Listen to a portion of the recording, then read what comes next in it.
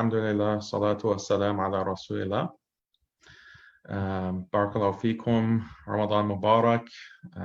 I'm very happy to have the opportunity to speak to everyone about this very important topic of Islam and modernity. And a lot of times we hear this word modernity, but we don't really understand as Muslims exactly what's the danger of modernity. Sometimes we don't even know what the word means. What is the definition of modernity, and why is it so antithetical to Islam? And this is something that can cause a lot of problems. If you don't recognize who your enemy is, then you're not going to be able to defend yourself against that enemy, and you're going to be very vulnerable to that enemy. So this very short talk, inshallah, is going to be about how do we understand modernity and why exactly is it so dangerous to Muslims, and why does it pose this kind of threat to Islam as a deen, as a religion. And I want to start by asking a very basic question. And hopefully you can think of the answer and maybe put it in the chat, or just think about it. So we often hear that Islam is a complete way of life. Islam is a complete way of life. And we say that Islam is not just a religion, it's a complete way of life. Touches on every aspect of life. So if we have Islam as this complete way of life, what is the majority of people in the world, what way of life are they practicing? If Islam is the alternative or is an option as a way of life, then what is the majority of humanity actually practicing as a way of life? And you might say that, well, maybe it's Christianity. That is the largest religious affiliation, for example. But is it really Christianity? Is it a Christian way of life that's being practiced? Are Christians today practicing and living their lives as Christians were practicing 100 years ago or 500 years ago? Are they living their lives in accordance with how Isa alayhi salam lived his life, or excluding him, any of the major Christian figures, religious figures and saints that they have and they venerate? Are they living their lives according to that system or that model? And the answer is obviously no. The answer is obviously no. Even within the past 10 years, there has been major shifts in how Christians live their lives, the kinds of values they accept, the kind of beliefs that they have. And a very small indication of that is the amount of enthusiasm that Christians in the United States, for example, had for Donald Trump as president or as a presidential candidate. A man who is as anti-Christian or unchristian in his way of life as you can imagine. A man who goes contrary to all kinds of Christian values, yet you had so many Christians fully supporting him and very enthusiastic him on a religious basis. So that's a small indication of how we wouldn't say that the majority of people in the world are practicing a Christian way of life.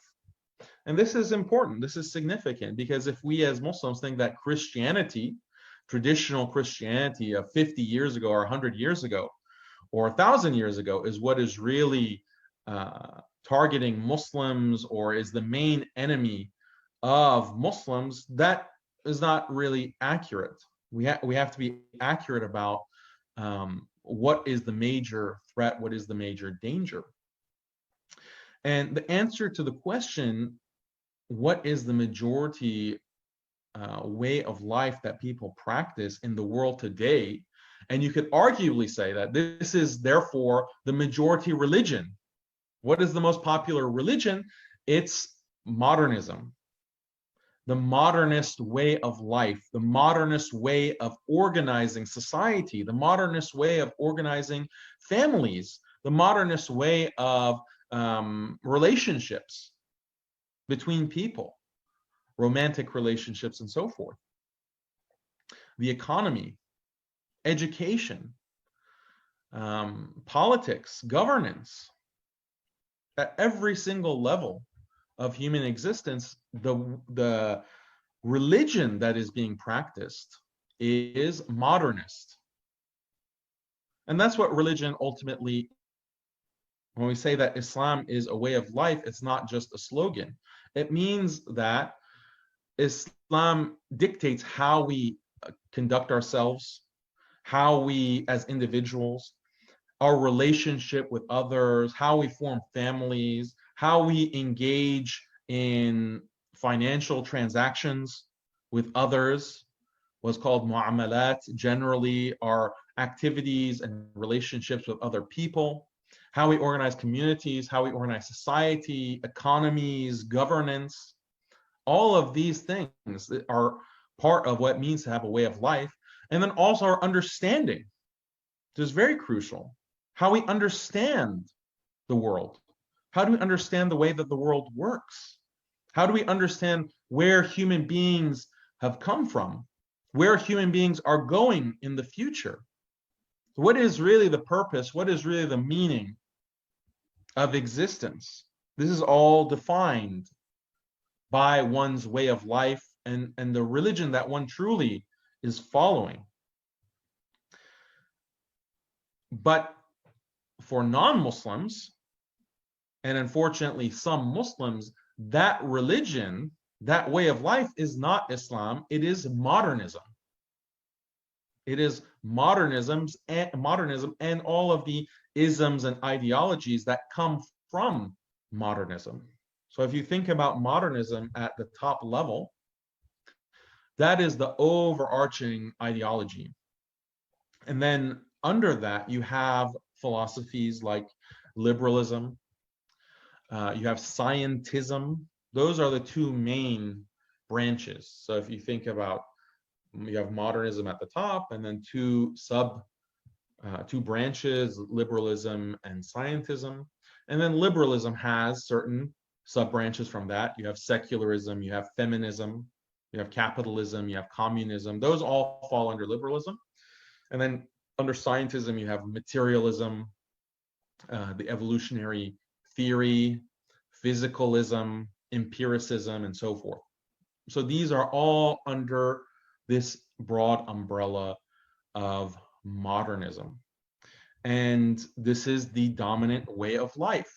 And it is a dominant way of life such that all of these different systems of government throughout the world implement laws and implement certain values, institutionalize certain values in order to make sure that everyone is following that way of life. And when you follow that way of life, it also affects the way you think. It also affects the way that you understand yourself and you understand the world. So it's not a surprise that when Muslims are living in this dominant system that's global, they're going to secularize. Some of them will apostatize, they will leave Islam. Their minds will become colonized.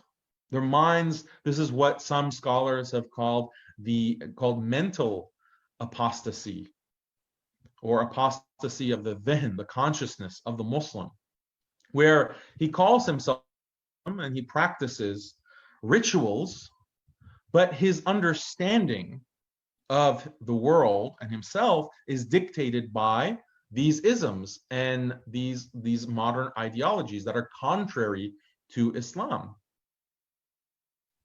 So this is very significant. And one of the central ideas and what makes this modernism and these ideologies, which we'll inshallah talk and define more about in a minute, but I just want to give you a sense.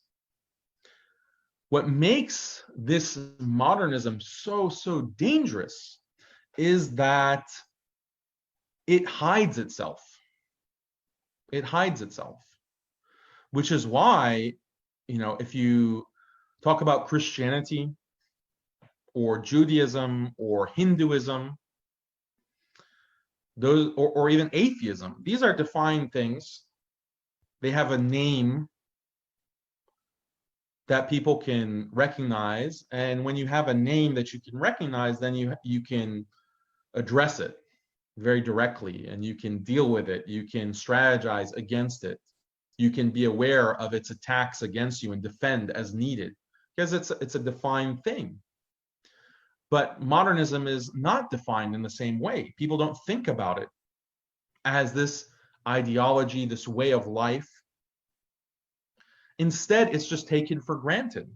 It's taken for granted that this is just a neutral system that accepts all ways of life, that accepts all cultures, that accepts all religions. It presents itself as a neutral playing field, and it presents itself as very tolerant in this way. So I'll give you an example from my personal life. So you think that, okay, being a modern person, being a liberal, secular person means that you're tolerant, and countries that have these modern values and secular law, they're more tolerant. And the universities, of course, the Western universities are so much more tolerant, and people from all over the world will come to a place like Harvard University, which I studied at for many years. And you have all kinds of beliefs and ideas. They're so tolerant and open-minded. They're not dogmatic like religious people. We allow everyone to come to a neutral playing field and study, for example, at the university. So I was there, but it becomes very clear very quickly that this is a very thin level. This is a very superficial tolerance that you'll find in the secular university, the bastion of freedom of thought and supposed secular neutrality. No, there's no such thing over there. They will tolerate different styles of dress. You had some Muslims at Harvard who will wear a shalwar kameez, or they'll wear a thobe, or they'll dress, in different ways. And they'd have no problem with dressing in that way. Myself, I'd dress often in a thobe when I would go to pray, or I'd go on campus. There's no problem. They're very tolerant of that. Or you have the administration that will actually facilitate iftar, or they'll facilitate, there's a musalla for a salah, and that's provided by the university. So, oh, look, this is so tolerant. This is so accepting of difference. This is a characteristic feature of modernism and liberalism and so forth, all these ideologies, that they claim to tolerate differences, but it's just skin deep. It's just superficial, because you get in big trouble if you start making the claim that Islam is the truth. Islam is the exclusive truth. You start getting in trouble when you start saying things like the Islamic system of morality, what Islam requires, is more moral, is in fact the peak of morality. What Islam teaches about modesty, what Islam teaches about gender relations, what Islam teaches about Ribba, what Islam teaches about any of these subjects, this is the peak of morality. This is the peak of rationality. This is the truth. That's not allowed. If you start claiming these things, you'll be attacked.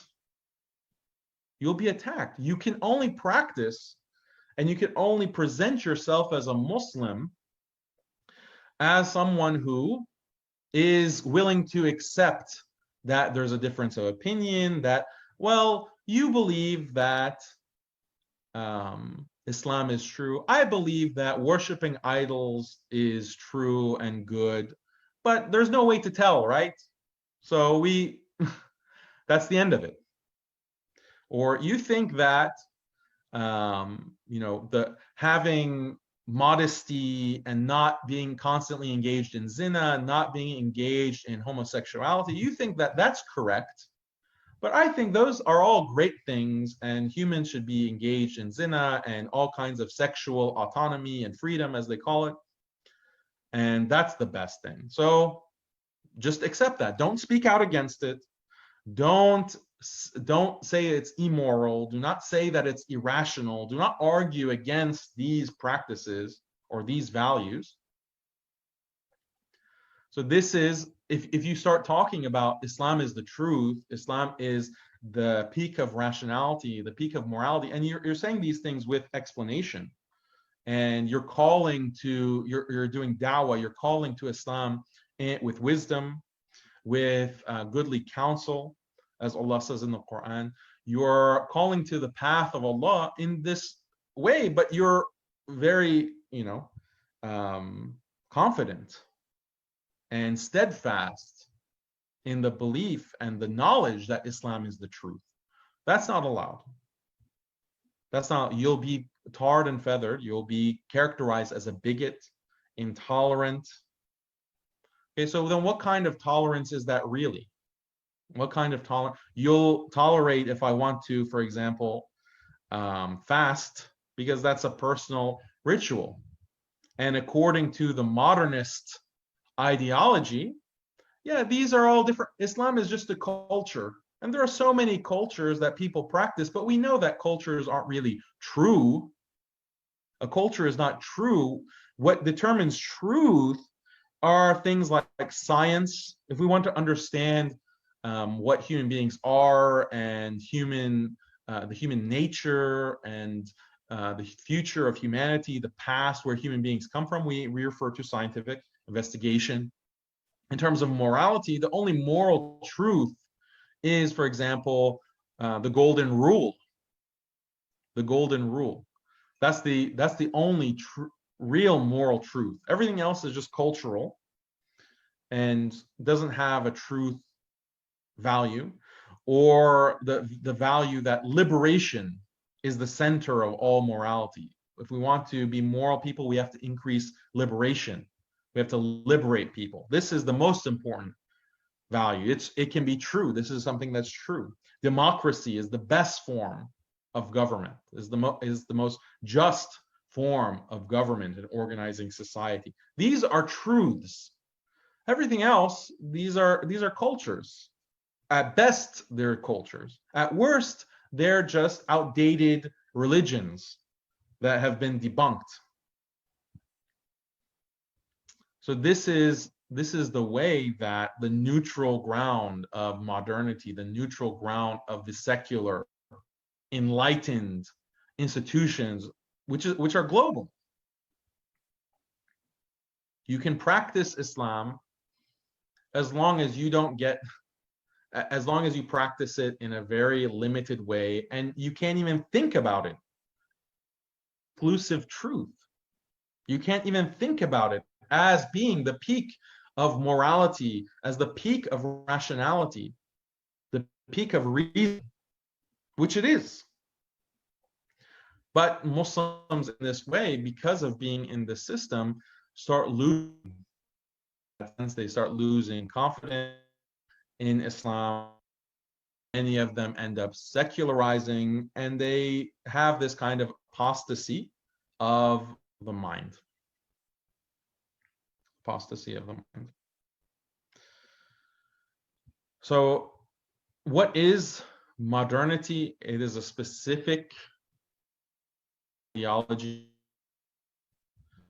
in the 16th century of Western. It originated within Western Europe, England, France, Germany.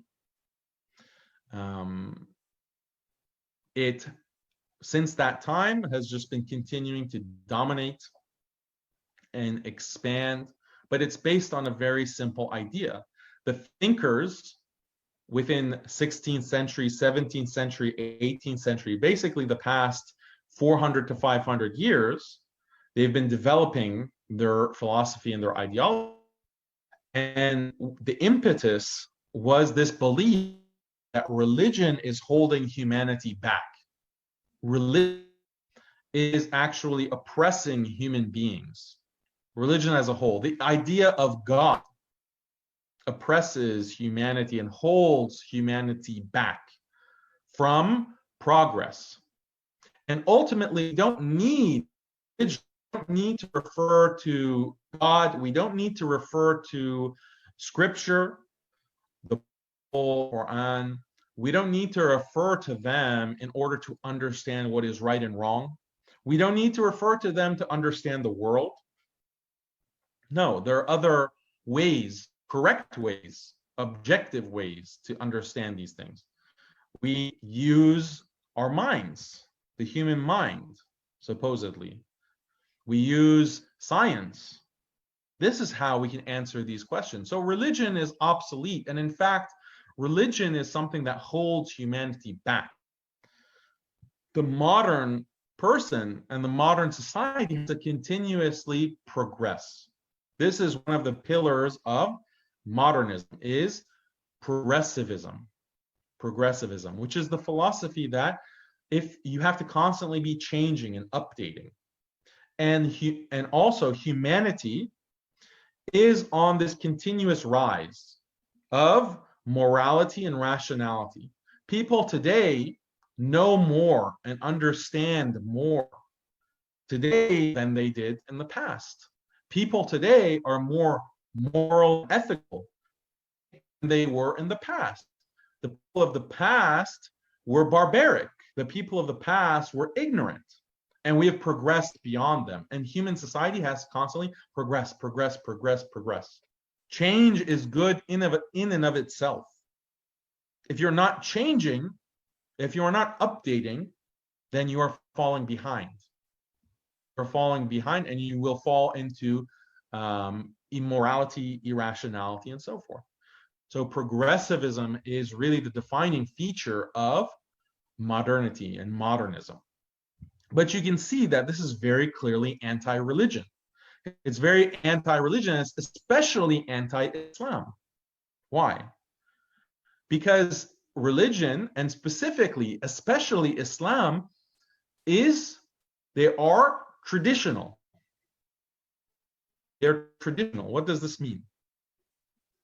It means that as Muslims, we take our morality, we take our understanding of the world and ourselves and so forth, our way of life is based on the past, is based on the Quran and Sunnah, but the Quran came in the past. The Prophet sallallahu alaihi wasallam lived in the past. The righteous ulama and awliya lived, the majority of them, in the past. So all of our way of life, Islam as a whole, is traditional. We're not trying to update. In fact, updating and innovating in religion is a major sin and can actually cause major problems in Iman, for Iman, if you're updating and you're trying to change and update the religion.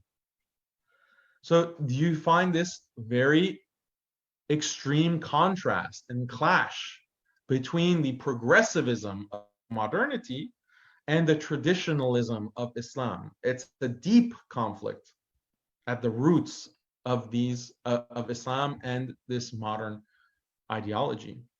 So this is why modernism is such a danger to Muslims, because Muslims, they, as I said, some of them, they will identify as being Muslim, and they'll even engage in many rituals. We have this problem, especially in the West and increasingly in the East, where Muslims will dress traditionally, Muslim women who wear hijab, but their entire understanding of morality and the world around them, their entire way of life is a modernist way of life. It's a modernist way of life. And so we have to recognize that this is the biggest danger that is threatening the Iman of Muslims today. And we have to be able to recognize that it's the greatest danger and that it is this enemy in order to combat colonialism, the entire colonial project that affected the Muslim world starting in the 1800s. When Western Europe, countries like Britain, France, Denmark, they started colonizing the Muslim world. It was the basis, part of the ideology that they wanted to spread to the Muslim world was modernism. They used modernism as a weapon to attack Muslims, to attack Islam as part of the colonial project. And that's been happening for over 200 years. It's continued. It hasn't ended. Even if some of these Muslim countries, they might seem like they're independent, but really in every other way, they're dependent on masters in the West.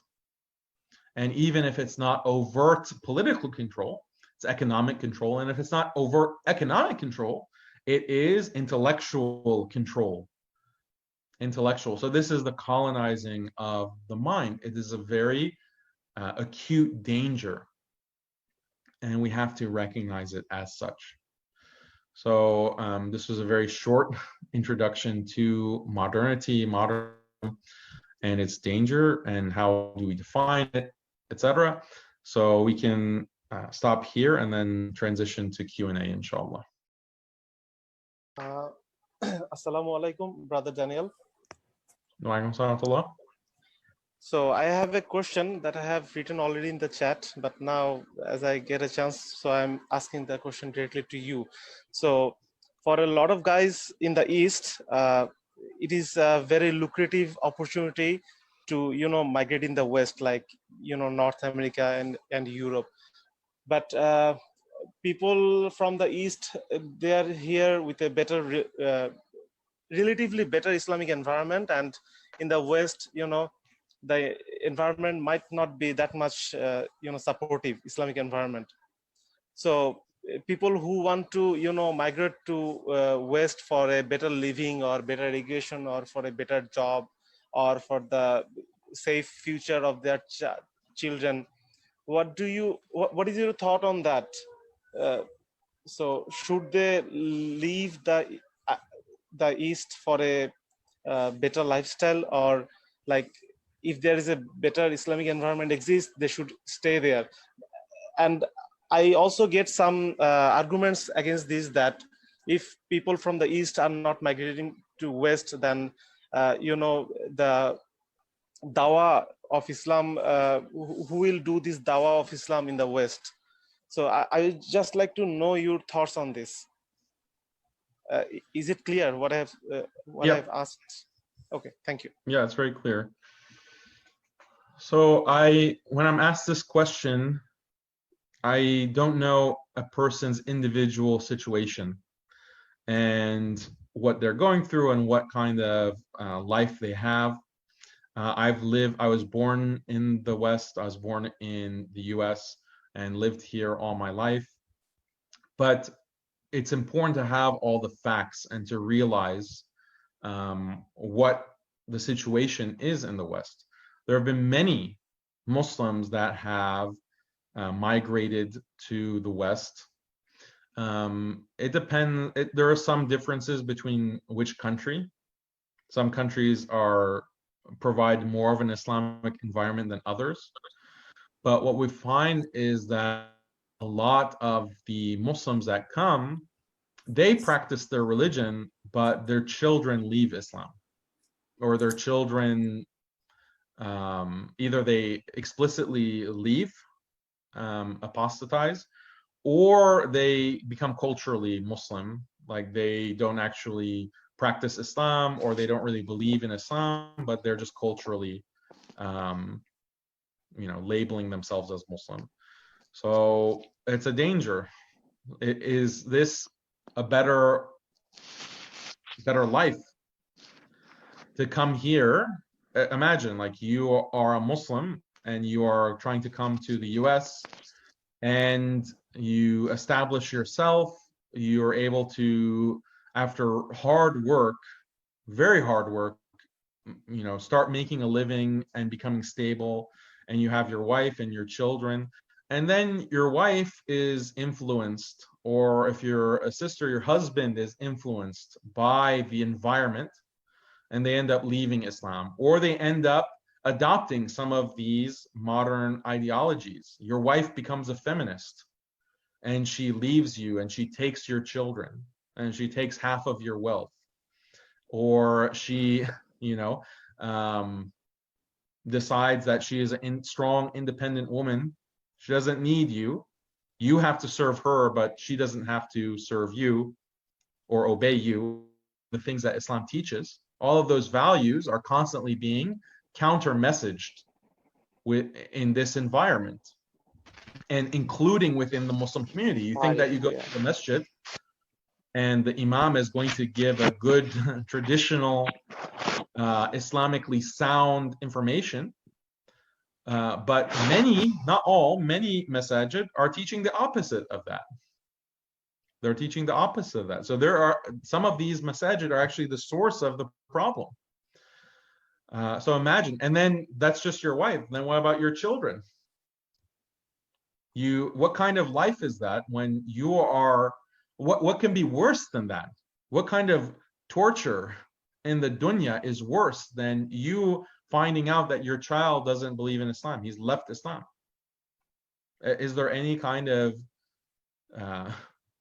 musibah? Is there any kind of disaster, calamity worse than that in the dunya? Than your child leaving Islam? You're risking.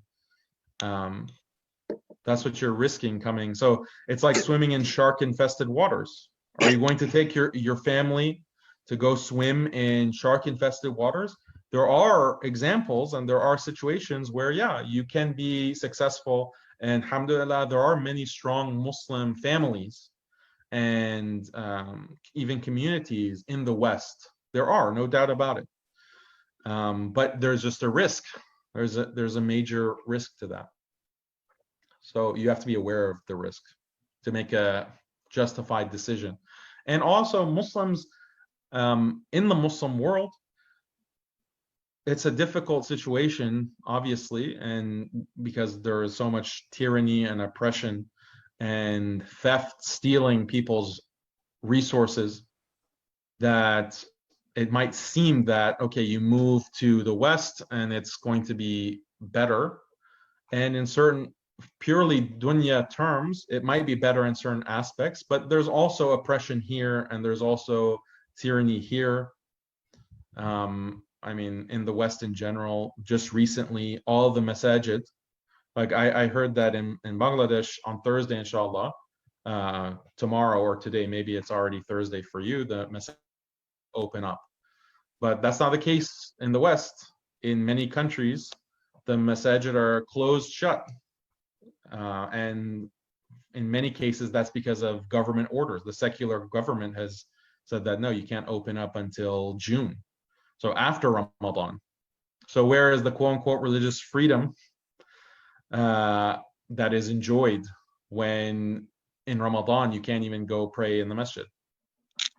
Brother, what materials you would recommend for further studying this subject, Islam and modernity? Okay, I would also, for studying Islam and modernity, I recommend my own website, muslimskeptic.com, which I believe the organizers have put a link to it.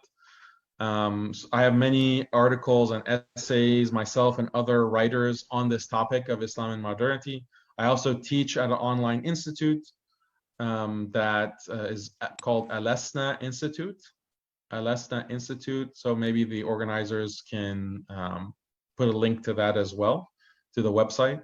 But it's online learning, and we have classes on this topic in depth on many topics related to all these different isms. So I teach for that. I also have a reading list. If you go to muslimskeptic.com, there's a reading list for further information if you want books. And inshallah, I'm publishing a book very soon about Islam and modernity, and it's being translated into Bangla. it might already be translated. So that's going to be published soon, inshallah. Assalamu alaikum, Shaykh. Waalaikum salam. Yeah, Mike, the brother previously asked about you migrating to west from east.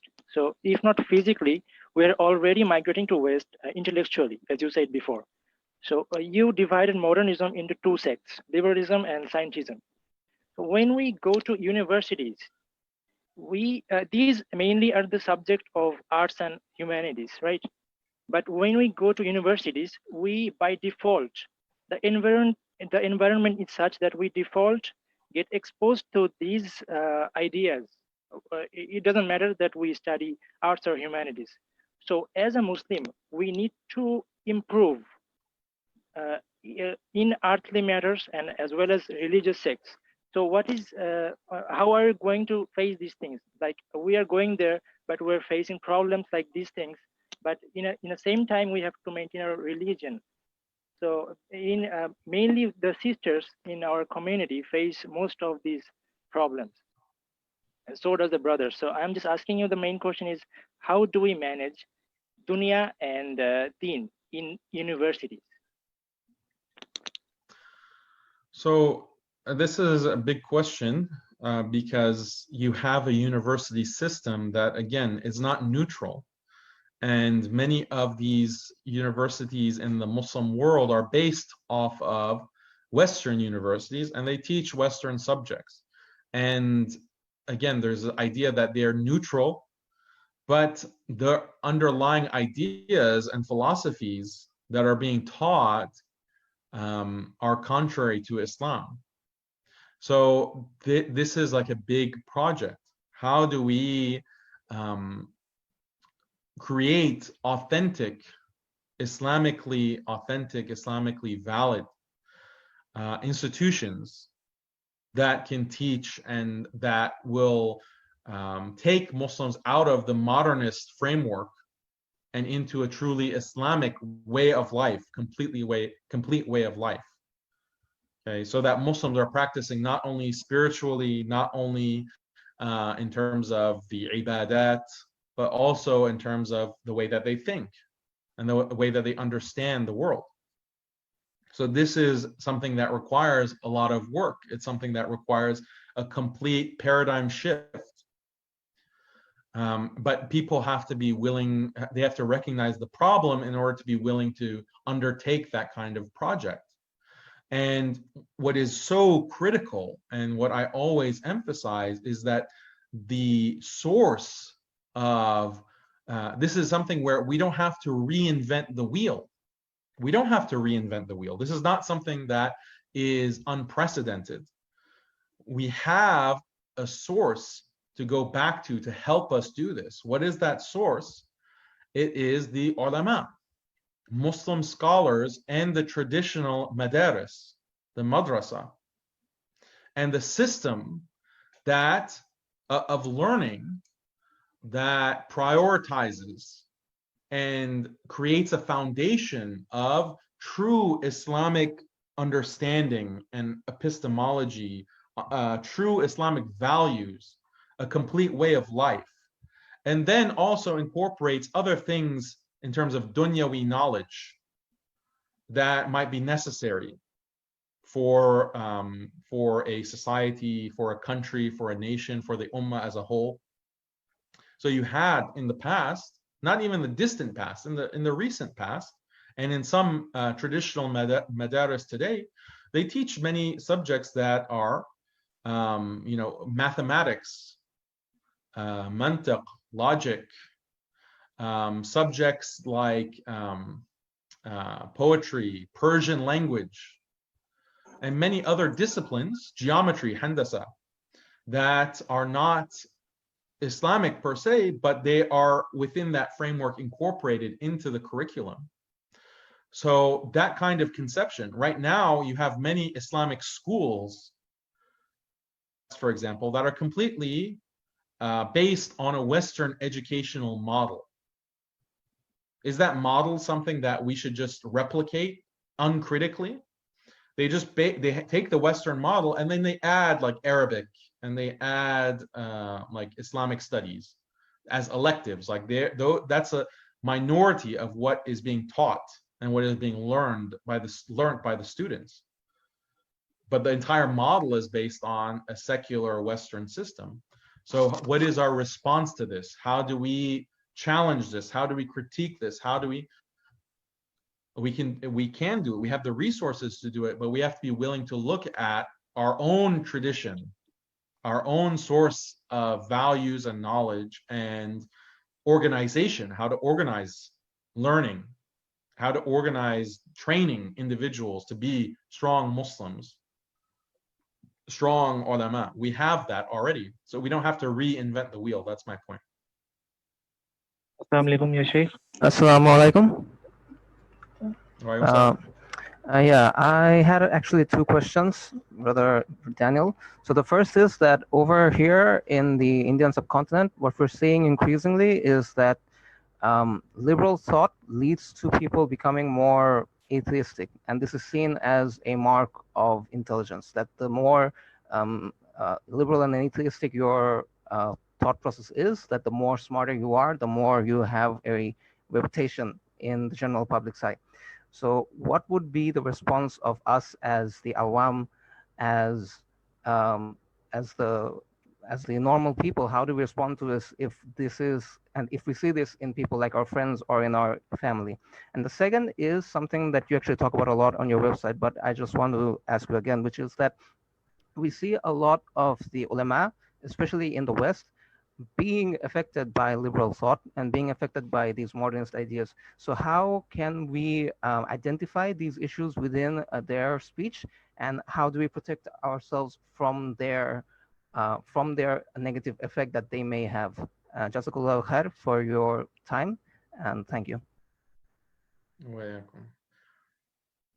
So the first question of how do we address liberalism?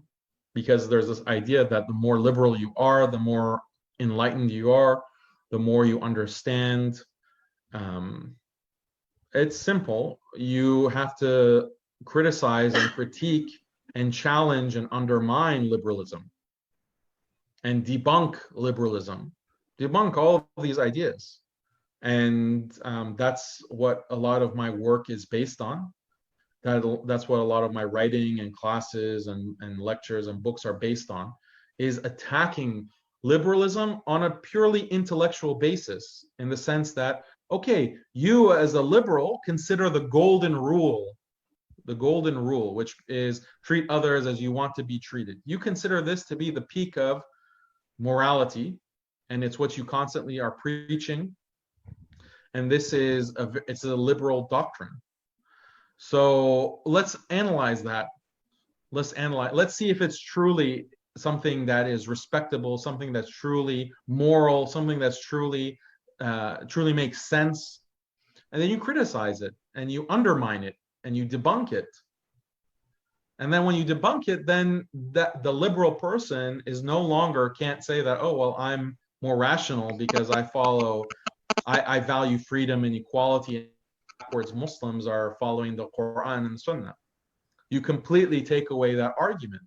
And when you do that, well, Islam has actually highest standard of behavior and morality. Islam is the most rational system. Islam is the peak of human, of what we can recognize, because it's from Allah. Allah has sent Islam, our creator. So of course it's going to be the peak of rationality and morality. And you explain this.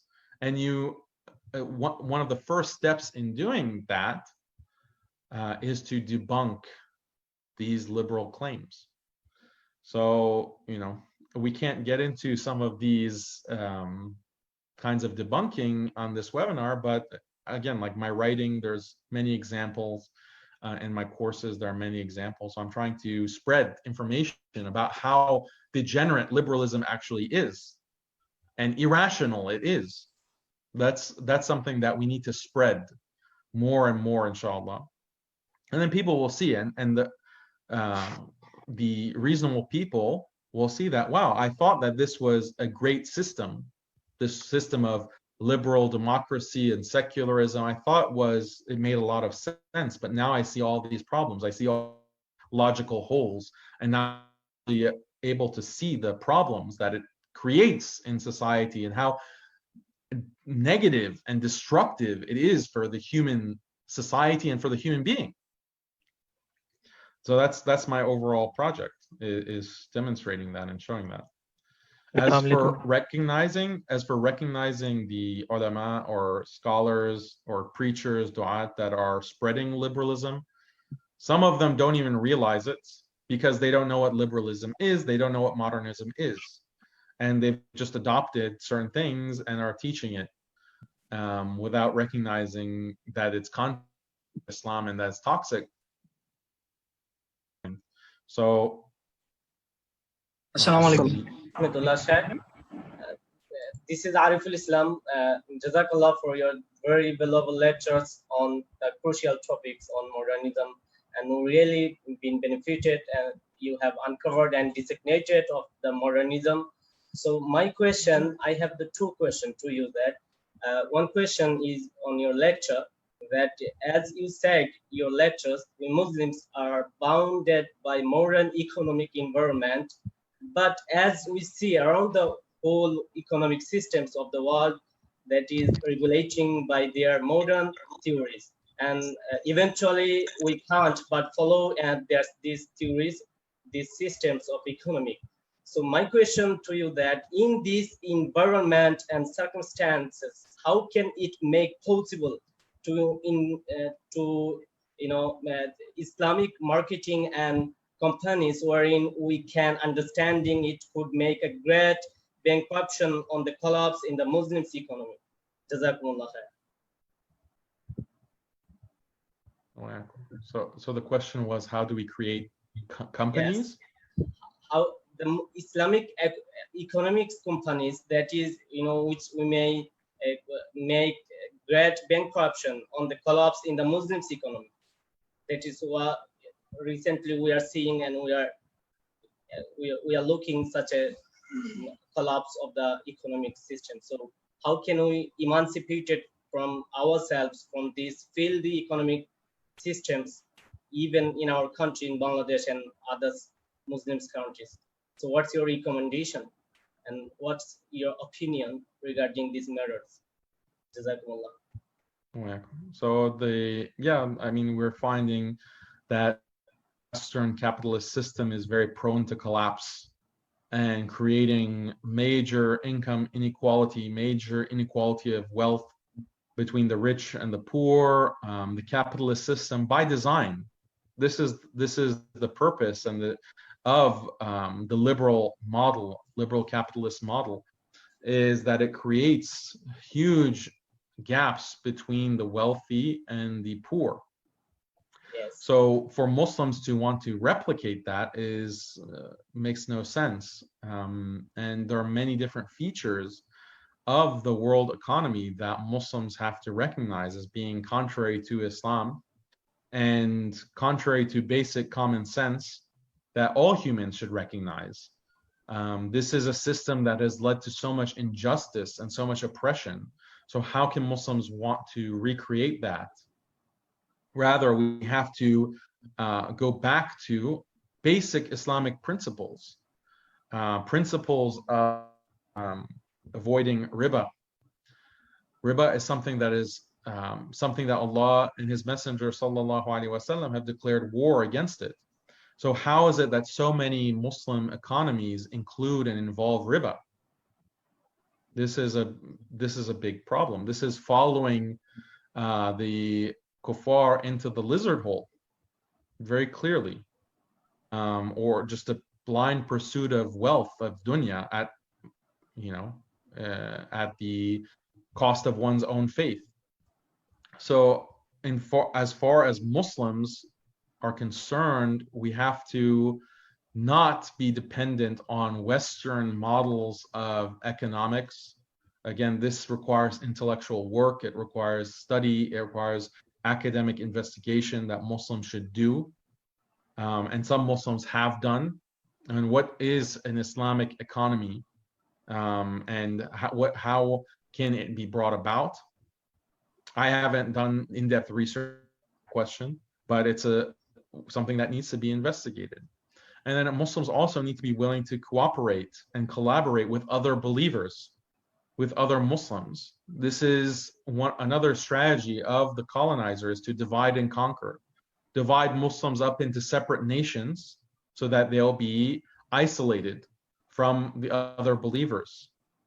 They don't want Muslims in Pakistan working with Muslims in Bangladesh, working with Muslims in Turkey, working with Muslims in Morocco. They don't want all of the Muslims throughout the world to work together and to collaborate and to trade with each other, to prefer each other. Are you going to, it's very sad, like sometimes you will find some Muslims will say that, well, this is more profitable to work with non-Muslims. It's more profitable for me to work with Western companies. It's more profitable for me. And instead of preferring another Muslim or a Muslim business, this creates weakness for Muslim economies. So we have to change that. Assalamu alaikum, Brother Daniel. I am Assalam. Mubin. My question is that one of the rising problem of current world is scientism. And science is being used against religion. And this is being promoted by many popular public figures. For example, some days ago, I saw you refuting an article of Parvez Footboy, a physicist. And this problem of scientism is also prevalent in our country. So as a Muslim, how to deal this problem of scientism, and what is your suggestion regarding studying philosophy, especially philosophy of science, as you are a philosopher of science, as I know. Thank you. I think that my strategy has been to point to the contradictions within science. So with that article from Pervez Hoodboy, I took his claims. He's not even a biologist. He is trained in physics. So I don't know why he was trying to talk about Darwin. But yeah, so then it's very easy to show that many of what is considered to be scientific consensus, much of what is considered scientific consensus, is contradictory, is self-contradictory. And you have to be willing to do that analysis. And I've done that kind of analysis before. So there was this claim that was very popular that human beings and chimpanzees share 99% of their DNA. And this was an argument that evolutionists made, that this shows that human evolution from chimpanzees, or I mean from apes, from pre-hominid apes, is true. One of the main evidences is the similarity, 99% similarity between chimpanzee DNA and human DNA. And this claim was spread and was used in debates and used in arguments to argue against Islam. So I did 3 months of investigation where I read probably 200 papers on this issue. And I had to learn a lot about genetics and genomics and how they determine how two DNA strands, or the chromosomes of human beings versus chimpanzees, how they're compared to get this 99% similarity. And what I found out, and I wrote an entire article or essay on it, is that this was a bogus claim. It was a completely false claim, and that there is no such major similarity. There's only certain similarity in a very qualified sense with those parts of the chimp genome that is analogous to the human genome. And if you want to do an actual comparison and get a percentage between base pairs of the DNA, you wouldn't even get to 2% or 3% similarity because they're so dissimilar. So I did an entire analysis of this by actually going back and reading the papers. And you find buried within many of these scientific papers, they admit it. They admit it themselves, but it's buried because it can't be said publicly, or it has to be something that is minimized because it contradicts an overall scientific narrative. this scientific ideology. So you find these things if you do the actual scientific reading and analysis. It's possible. As for studying philosophy, I don't recommend Muslims study philosophy in the university. It can lead to a lot of doubts, and it can lead to confusion. So it's best if Muslims don't go into the university system to study philosophy specifically. As for the history of science, that's very good. Muslims should be aware of the history of science because it shows how convoluted it is, and how often what was considered the scientific truth and scientific consensus is then completely overridden and made obsolete by other scientific work. So this is what one philosopher of science, Thomas Kuhn, called scientific revolutions. There are revolutions within science that completely displace previous theories, and new theories are created. So if new theories are constantly coming into dominance and predominance and becoming the scientific consensus, what's to say that tomorrow or a year or 5 years or 50 years, that theory that is in vogue today is not going to be obsolete, is not going to be discovered, oh, actually, this is completely false. This is actually completely inaccurate. So that kind of history of science is useful because it puts science in its place. It puts science, it takes science off of its pedestal, basically, as this kind of objective, absolute epistemology, absolute way to know what the world is about. And if you do that, then you can recognize that, well, this is man-made. Science is something man-made. It's based on the limitations of human reason, the limitations of human sight and sound and hearing and our senses, which are very limited. So of course, how could we expect that such a limited, deficient system would lead us to true understanding of the nature of reality, the nature of human beings? Of course it wouldn't. We wouldn't have that expectation. So that, I think that's useful. Assalamu alaikum. Walaikum salam. So my question, being a majority Muslim country, we have not yet developed any Islamic psychology or psychological therapy course or any other degrees. So for this reason, our universities has organized and taken the whole Western concept of the Islamic therapy and mental health issues. They are not even doing the research on the basis of our cultural aspect. They're taking all the data from the Western and they're teaching. Like most of the problem is the Buddhist meditation and the hypnotism and all the things that are against Muslim psychology, they are using it. So how can we defend in that way? And one of the most problem is in our IB or BBA sessions, the people are teaching psychology in the name of psychology. They are teaching the Western psychology, and they are even changing their religion by the psychology course.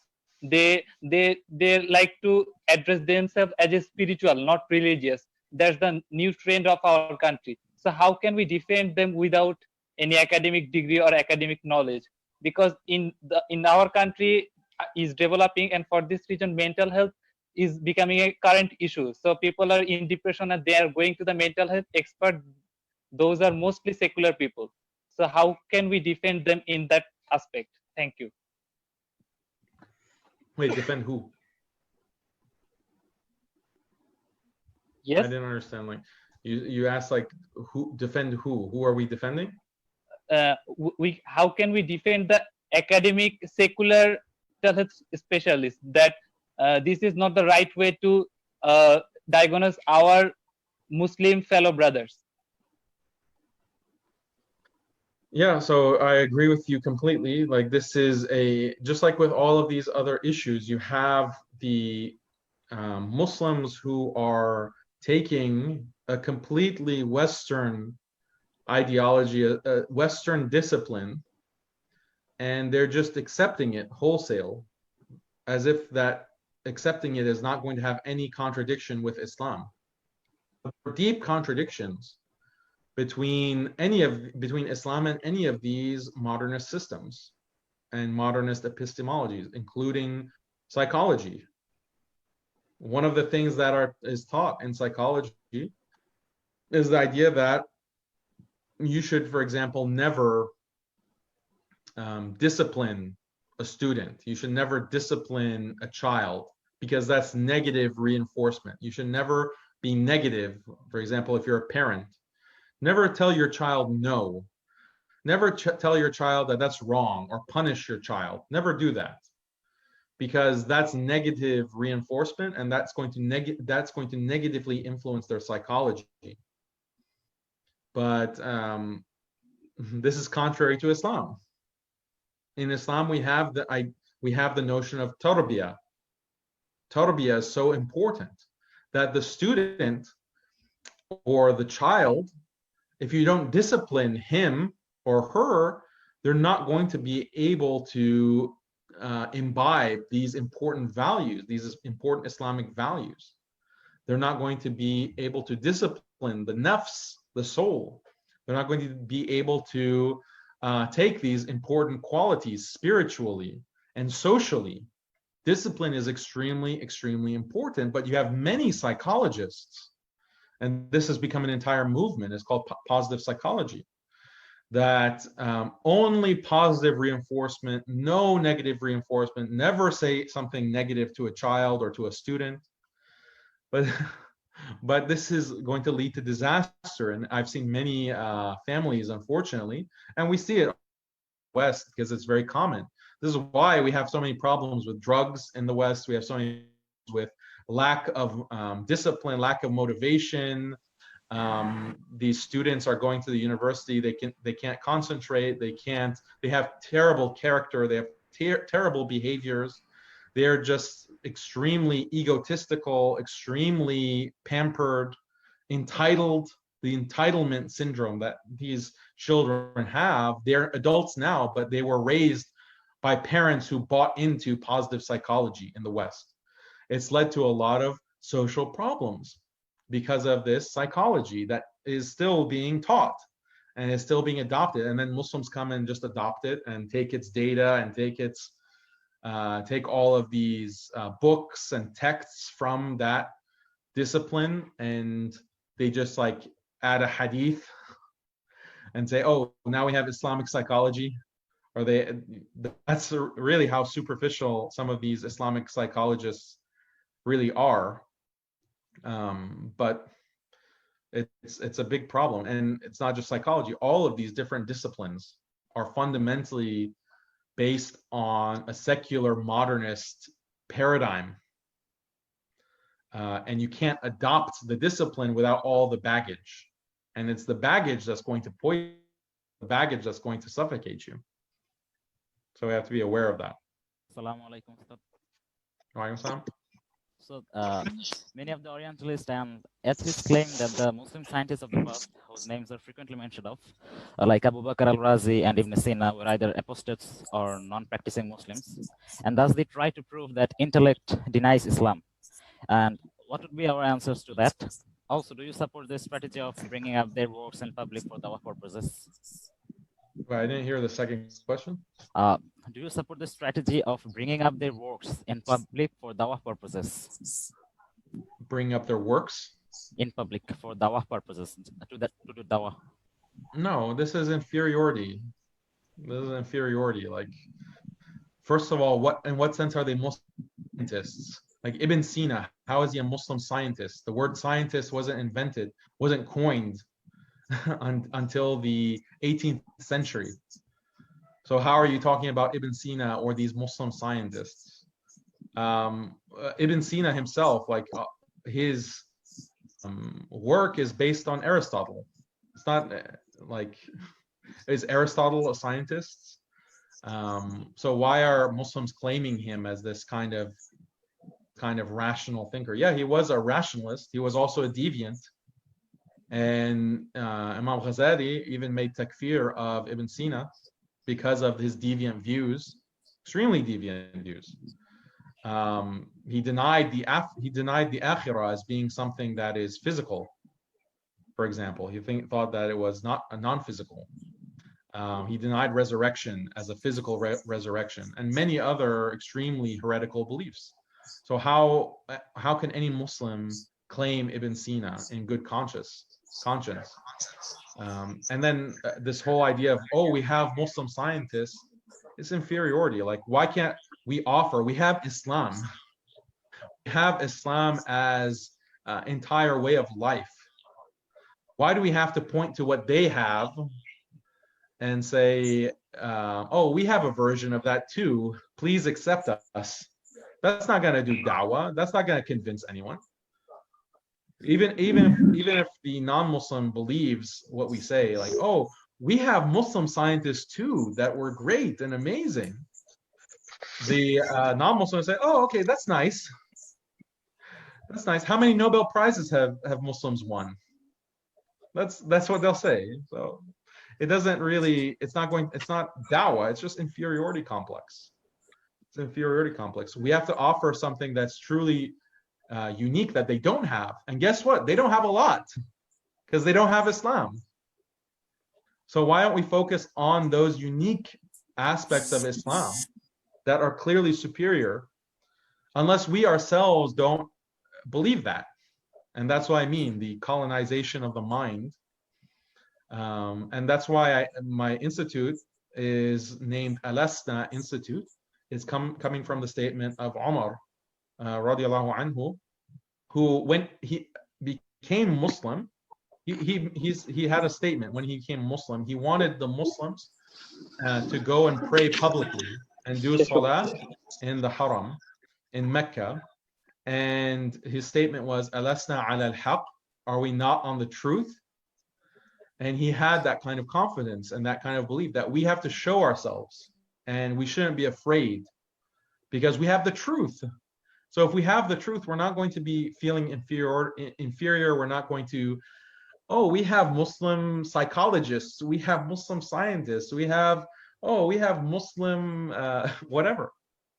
This is not a winning strategy. If the goal is da'wah, this is not a winning strategy. From our sisters, what's more important now in this situation of modernity in the environment of universities?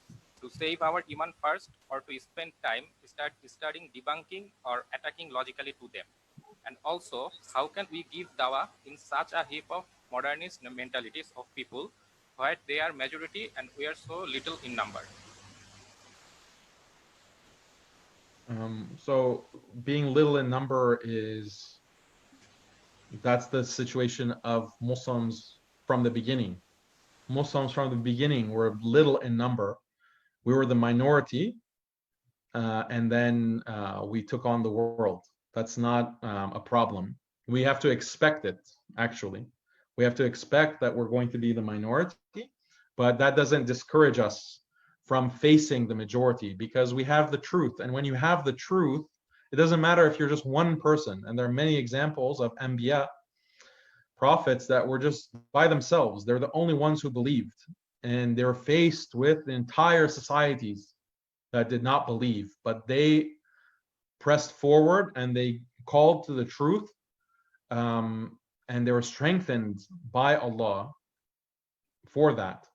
So we have to have the same kind of confidence and belief. As long as you have the truth, then what else do you need?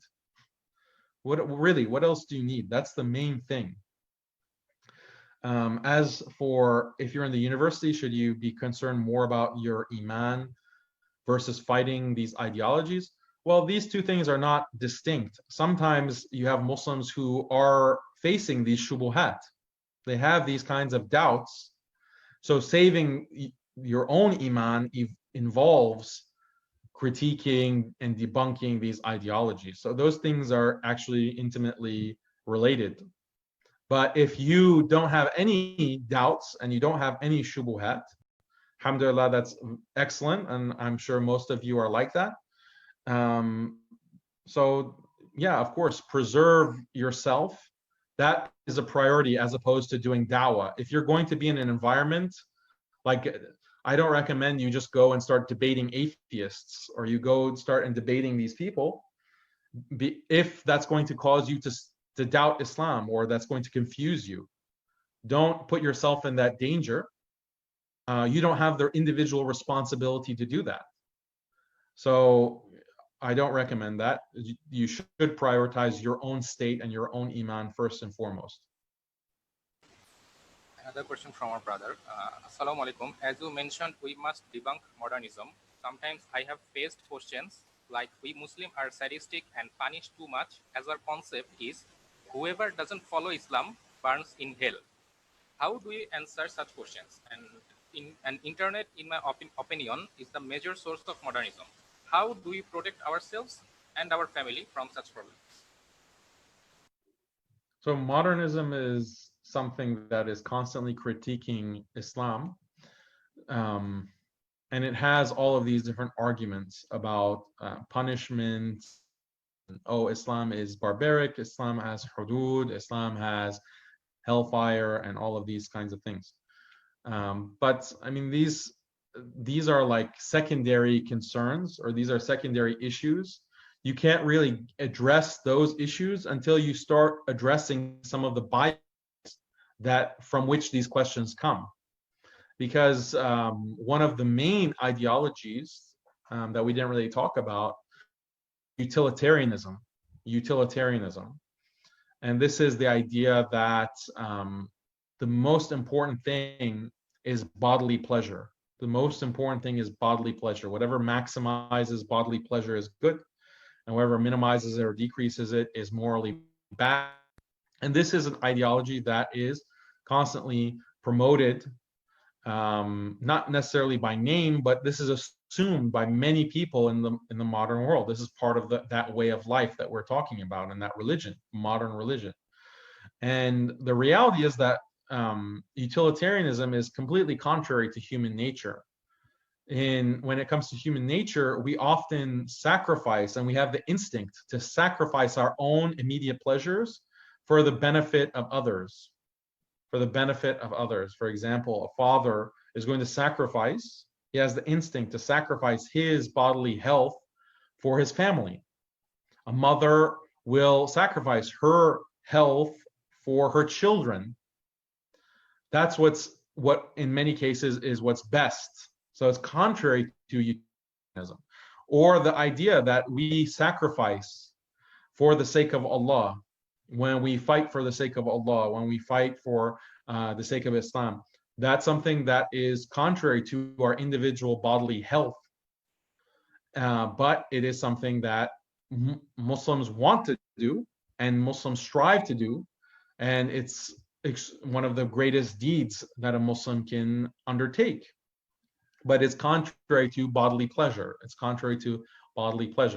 And even beyond Muslims, this idea of sacrificing for the greater good, sacrificing your body for the greater good, all of these things contradict utilitarianism.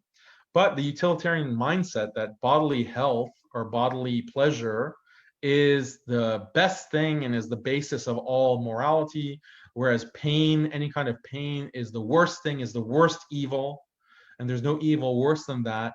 This is a fundamental bias that has to be debunked. Otherwise, these questions are not going to be, you can't satisfactorily answer them, or it's difficult to answer them. So we can't get into the full debunking and theory of utilitarianism in this Q&A, but that's the kind of approach that we should take for these kinds of questions. Another question from our sister. Assalamu alaikum warahmatullahi wabarakatuh. I wanted to ask a question. As Mr. Daniel said that these days people are introducing Western curriculum and adding Quranic studies or hifz to modernize it. My question is, how can we keep our pace with the modern world by avoiding the modern curriculum or by rejecting it? If we want our children to gain Islamic knowledge and side by side, we want them to be well educated and established, we need to introduce them to the modern studies to some extent. So how to draw a line between what to let them learn and what to avoid in the present world? So education has two components. Modern education has two components. And there's a whole history, intellectual history, why the modern education system is the way it is, that we can't get into now for the sake of time. But the two components of education is that there's a vocational element, and then there's a cultural element. So the Enlightenment thinkers in Britain and France and Germany in the 18th and 19th centuries, when they were thinking about public education and the modern university system, they thought that, well, an educated person, an enlightened person, citizen in a country has to know the skills to be able to do work. That's vocational, has to do with working and making money and contributing to society, etc.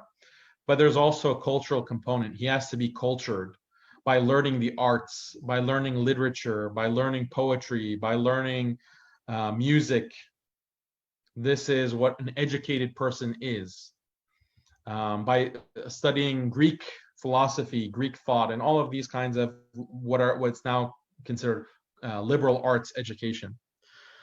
So these two components, Islamically, when it comes to vocational knowledge, then yes, your children need to learn how to navigate on an individual level and be able to provide for themselves, to be able to work.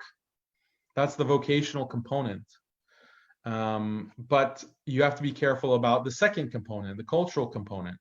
The problem with a lot of these Western universities is that they bundle them together, or Western style universities, they bundle the cultural and the vocational. So as a short-term solution, try to make sure that your child is focusing on Islamic studies. This is, like, I'll give you a personal example with my children. My children are still young, but they're getting older and they're homeschooled, so we don't send them to public school because of all these problems. And in their homeschool, they focus on Islam and studies, learning and memorizing Quran, learning Sirah, memorizing Hadith, trying to understand Islam and the world through Islam as Muslims. So that's the main focus of their education, but we recognize that, well, they need a vocational aspect too. So they're also learning English, they're learning they're learning math, right? They're learning geometry, they're learning these kinds of subjects. Eventually, I'll probably want to teach them higher levels of math. They're learning a lot of science as well. But that's a small part. Those are the electives, basically. Those are the electives. The main meat of their education is with Islamic studies. So this is the kind of model that we're implementing for our family, and we're trying to develop like a sustainable model that we can share with other Muslims and have actual curricula, Islamic school curricula that other Muslims can use for their children or at Islamic schools, that takes this philosophy and this kind of methodology and operation. So that's our goal, inshallah, through my institute. Assalamu alaikum, brother. There is another question from a sister. The question is, in case of giving dawah to a mentally apostate person, how can we make them understand the truth when their complete reference frame is different from us? For example, when we say homosexuality is not permitted, they play the empathy card. Also, if the rivalry mode between Islamists and modernists keeps going on, would that make the modernists more stubborn in their opinion? No, why should I make it? Yeah, people are stubborn. What does that have to do with the requirement to speak the truth and to call to Islam? So you have, again, Anbiya who are preaching to their people for hundreds of years, constantly giving da'wah, and no one became Muslim, or very few, but they still had that requirement, they had that job. So we have to keep that in mind. And if someone who is mentally colonized, the way to get them out of that, like I said, just show contradictions, show how some of these ideologies are fundamentally flawed. and it's easier said than done. But growing up, I had my parents are from Iran, and Iran wasn't colonized in the same way that the subcontinent was colonized, but it was definitely intellectually colonized.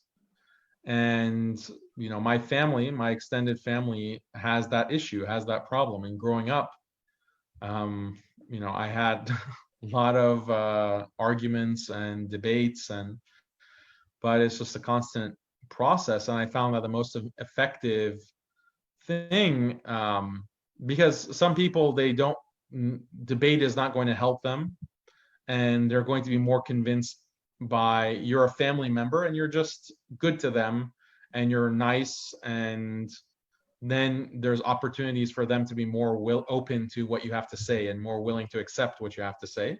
So there are people like that. And there are people who are more intellectual, or they want to debate, or they want to argue because they're constantly arguing against Islam and they're constantly trying to bash Islam. So those people are threatening Muslims, they're threatening Islam. You have to be able to respond to that. And for me, I had that in my family, so I had to learn how to respond. And I found that in those kinds of contexts and those kinds of conversations, the best thing for that was to point out the contradictions in the ideologies that they profess. So liberalism, secularism, feminism, all of these things you will argue against. And one of the ways to argue against them is to show contradictions. I guess one example that I can give you is on the golden rule. I mentioned the golden rule before. Treat others as you want to be treated. It seems like it's a very good principle, but when you think about it more closely, why should you treat others the way that you want to be treated? Isn't that self-centered? Isn't that egotistical? Why should my feelings and what I like and what I prefer be the basis for treatment of everyone else in the world?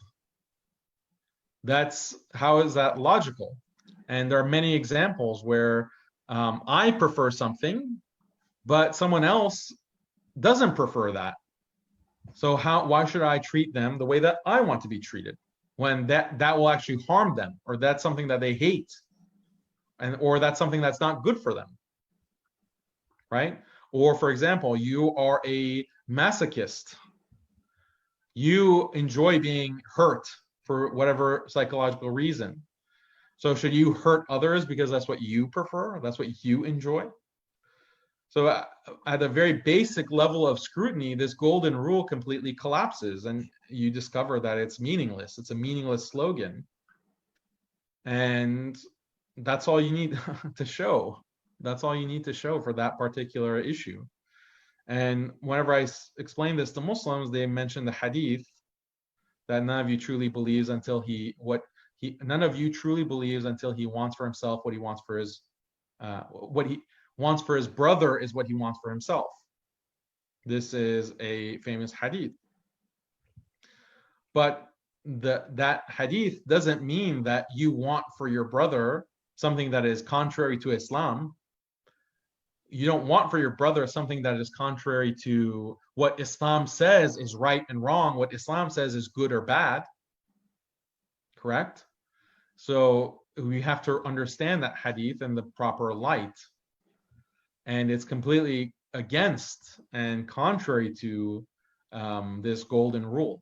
And there's another hadith where the Prophet ﷺ says, none of you truly believes until his internal state, his internal inclinations are in accordance with what I have brought, meaning what the Prophet ﷺ has brought, meaning Islam.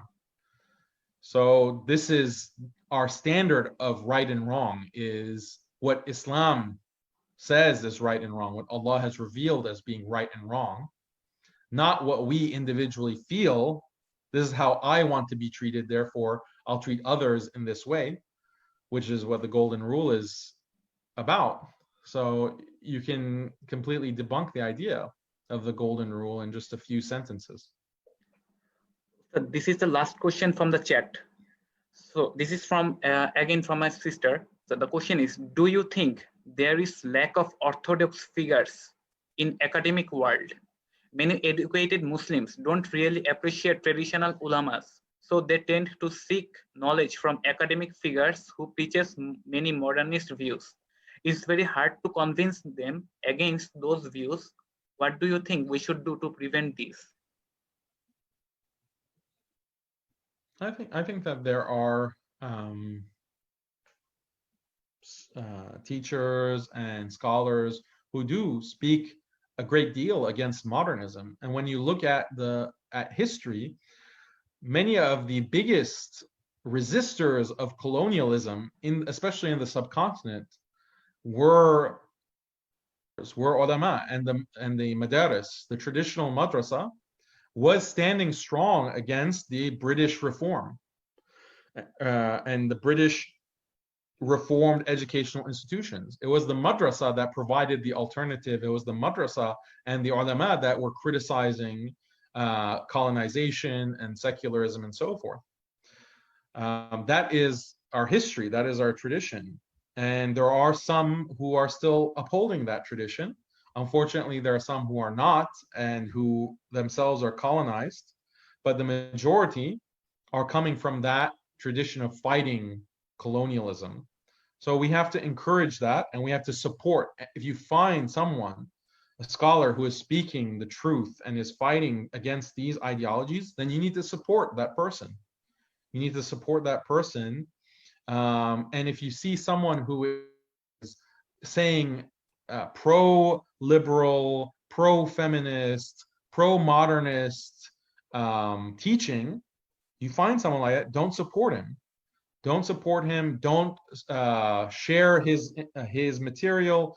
Don't follow him. Just avoid such a person. That if Muslims overall did this, then you'd find that, oh, okay, because just because you don't know about these scholars, that doesn't mean that they don't exist. Unfortunately, the people who are popular, and it's not because of just, it's because they've been propped up. Many of these modernist preachers, Muslim preachers, they've been propped up by the governments, and they are getting a lot of government support and government funding, and the secular system is positioning them and advertising them.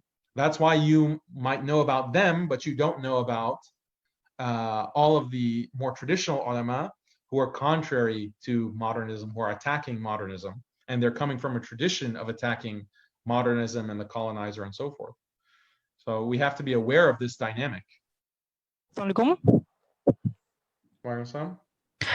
Yes, my question is, as surrounded by so-called Islamic preachers who mix Islam with modernism, it's very difficult to get the true message of Islam. My question is, how did you study about them? What are the things helped you in your research? And I have also another question. Also, please tell us about Rand Corporation, their agenda, and how they are plotting against Muslims. Thank you. So my background, I studied traditionally with scholars, and it was through those teachers and also good friends that, alhamdulillah, I was able to distinguish Islam from modernism and modernist Islam. And then I also deepened my studies by studying this ideology and this other way of life. And it's after many years. Now it's getting close to 20 years, 15 years that I've been studying it. So that's my journey. As for your second question was Rand Corporation. Rand Corporation, yeah. So Rand is a think tank, and they produced a couple of research papers on counter-extremism and counter-terrorism and how the West can ensure that the Muslim world falls into line and obeys their Western masters. And Rand is just one think tank. There are many think tanks, and the entire colonial project for the past 220 years is based on the same process or the same fundamental principles. And there are certain things that the colonizers recognized. How the colonizers want to control Muslims. So how do we control Muslims? We have to undermine Islam. How do we undermine Islam? Well, we have to co-opt certain scholars. We have to co-opt certain kinds of institutions, meaning we control them, and we make sure that they preach an Islam that is favorable to us as the colonizer, that's favorable to us and our interests, Western interests.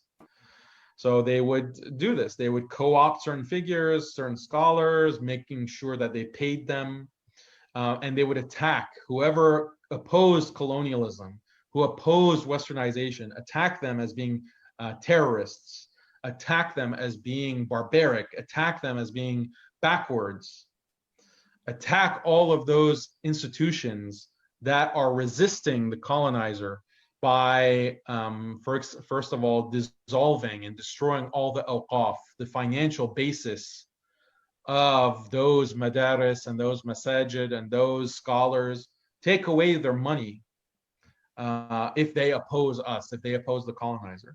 So all of these kinds of strategies, divide and conquer, as we mentioned before, make Islam something that is very specific to a culture. So you have Bengali Muslims, you have Indian Muslims, Hyderabadi Muslims, you have Malaysian Muslims, you have Egyptian Muslims, Arab, non-Arab. Create as much division as possible. Have divisions between the madhahib, different schools of thought, Sunni schools of thought. Say, oh, you follow this opinion, well, this is the right opinion. We need to create more and more division, as much division as possible. And this is how we will destroy and control. We'll destroy Islam and we'll control Muslims, and we'll take Islam out of the Muslim mind.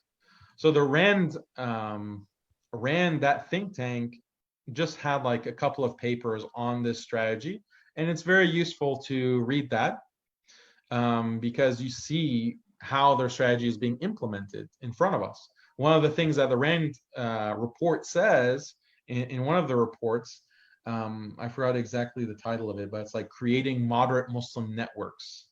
That's one of their papers. They have two major papers.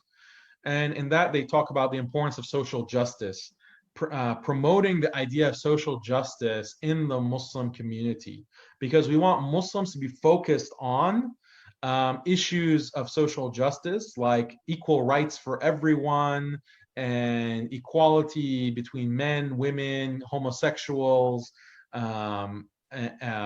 different races, different ethnicities. This has to be their primary focus. If we get Muslims to focus on this, then they won't be focused on dawah. They won't be focused on spreading Islam. They won't be focused on building up their community as a Muslim community that is strong and on the haqq, on its own principles. Rather, they're distracted with these external issues of constantly being active in social justice causes. So this is exactly what we see today and in the past 5 to 10 years. And Rand is proposing this as a way to weaken Muslims and weaken Islam.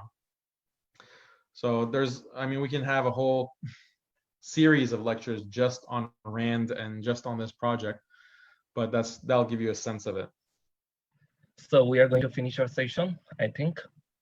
And thanks a lot, Brother Daniel Haqiqatjou, for joining us and managing your time from your busy schedule. We would like to have you again. Jazakallah khairan. Wa iyyakum. Barakallahu feekum. Thank you so much. I was very happy to speak with you.